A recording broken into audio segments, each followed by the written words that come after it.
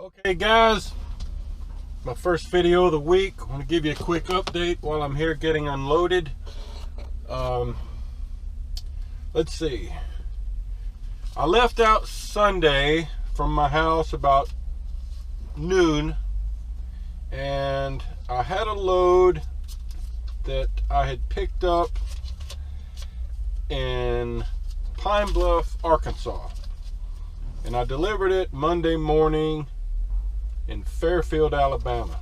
I actually drove, when I left home around noon, I went out to the Maverick yard, moved all my stuff into the truck, parked, hit the road, and I drove probably about 5 hours, made it maybe 20 or 25 miles into Alabama, stopped at a little truck stop there. Then I got up the next morning and drove the remaining hour and a half or so to Fairfield, Alabama, made that delivery. Then they dispatched me to Millport, Alabama, which was a couple hours away, kind of over in central western Alabama, not too far from Tuscaloosa, to a Weyerhaeuser plant where I got this load of lumber that I'm carrying. They're just started unloading it now, and man, the weather yesterday, Monday, was awesome. It was about 60 degrees, blue sky, great day. Today, not so much.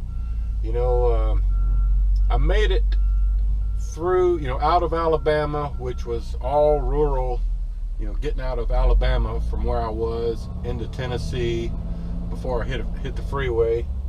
Then I went through Tennessee and just a few miles into Kentucky, and then I stopped for the night, and then drove the rest of the way this morning, probably about 4.5 to 5 hours to get here in Shelbyville, Indiana. Sorry, I should have mentioned that already. So yeah, I'm in Shelbyville, Indiana, and it's a little bit southeast of Indianapolis, and yeah, started running into snow from yesterday, maybe about an hour south of here. Some of the smaller rural roads were still covered with snow and some ice, but it really wasn't a problem. I had to slow down a little bit, but evidently they got, I don't know, 4 or 5 inches of snow yesterday. Hadn't really done anything today, but there's a lot of snow around. So I'll update you later after I find out where I go from here, but let me just show you a quick peek out of the window here if you want to see some snow. Now, we're at a lumber yard, mind you, but you can see, if you want to see some snow, there it is. All right, get back to you in a little while. All right, guys, I'm back. Thanks for tuning in. Just wanted to do a quick update on how things have been going.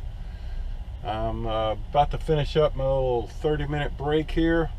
I think when we last talked, I was at that lumber yard in Shelbyville, Indiana, where there was a lot of snow, and from there they sent me to Crawfordsville, Indiana, about an hour and a half away, 2 hours maybe, and I got a big steel coil that delivers in Houston.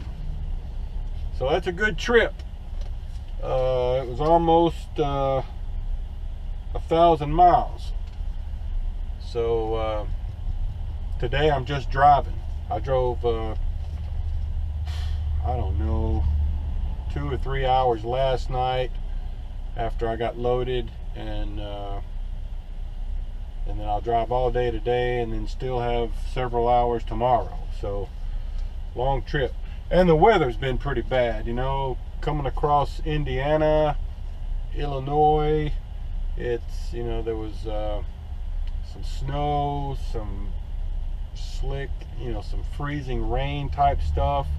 just enough to make you have to slow down a little bit. No serious issues, but very messy stuff. My truck is filthy. In fact, I hope to be able to stop in North Little Rock today and get it washed. Okay, so that's it. I did want to mention real quickly, you know, when I was getting a load there the other day, when I was getting that load of lumber, actually there was another fella that was driving for a company. I think he said out of Dallas, a small company. He'd been driving a few years, and he lived in northern Alabama somewhere, Muscle Shoals I think, and he was working for this company based out of Dallas, small company, only had about a dozen trucks, and you know, he seemed happy and all, but we got to talking about our trucks and things, and turns out, you know, he doesn't have an APU, you know, that will run his bunk, heat and air, and I think he even said he had trouble running his refrigerator. You know, sometimes it didn't have enough power to keep the refrigerator going, but you know, and his truck looked like it was fairly new, you know, maybe a couple years old. So it got me thinking, you know, I take some of these comforts I have here with this Maverick gig for granted. You know, I got a new truck. It's loaded with a lot of features that some people don't have. In fact, I've just talked to my trainer, the guy who trained me at Maverick. He's not at Maverick anymore. He's gone out and bought his own truck, which is what I wanted to talk about. You know, he recently he's leasing a brand new Kenworth T680, I think, but he just recently had to have I think an APU installed in it, because he was having to run his truck, you know, to run his heat and air. I think it had a power inverter for electrical needs, but you know, he was having to run his engine, and supposedly, you know, that uses about a gallon of fuel every hour is what I've heard. So anyway, he just spent 10 grand to get an APU put in his brand new Kenworth. So, you know, some things are expensive. And then I've got another buddy that I went through Maverick training with that has moved on and got a gig with a company up in the town he lives in. He does a smaller regional thing now where he gets home a couple days a week. You know, it's just a little more convenient for him, a little more home time. But his truck is not as you know, loaded with comforts. It's a smaller sleeper bay area for one, probably a couple of feet shorter. He doesn't have a fridge. As I remember, you know, he has to bring a cooler with him, and I think he also has to keep his truck running, you know, to run his heat and air for the bunk. So just had me thinking, you know, I wanted to mention that, because if you come to Maverick, you know, you'll have good equipment and all the comforts that are available. I mean, I'm sure there are nicer trucks out there that people have, but you know, we have, you know, the APUs. We've got electrical plug-ins, so you can run your TV or your coffee maker or whatever. I've got a little auto vacuum cleaner I charge up in here, automatic transmission, refrigerator. I got a place where I hook up a microwave. You know, so something to think about. Don't want to take those for granted. All right, that's it. I'll update you on down the road. Paperboy out. Okay, guys, just a quick update for you. Let you know what I've been doing since I last spoke to you, which was in Indiana, I think, when I was delivering that load of lumber. Oh, so let's see. from there, after I delivered that lumber, they sent me to Crawfordsville, Indiana, which was about an hour and a half away. Picked up a big coil, big steel coil that weighed about 48,200. So, and it was loaded suicide. So I had to have 7 chains to cover the weight. I don't think I've ever had to put 7 chains on a coil before. So, big heavy coil, and it was really too tall for one steel tarp, so I put both steel tarps on there, you know, pulled one down to one side and the other one down to cover the other side instead of using one of my big tarps. And I wanted to give a thanks to, there was a young kid there, Maverick driver named Marquise. Turns out he lives in the same town I do, just, you know, probably 5 miles away, 10 miles maybe, and got to know him a little bit. He's kind of new, been driving for Maverick only about 3 months, I think he said. But he was a nice kid. I say kid, I think he said he was 29, but to me that's a kid.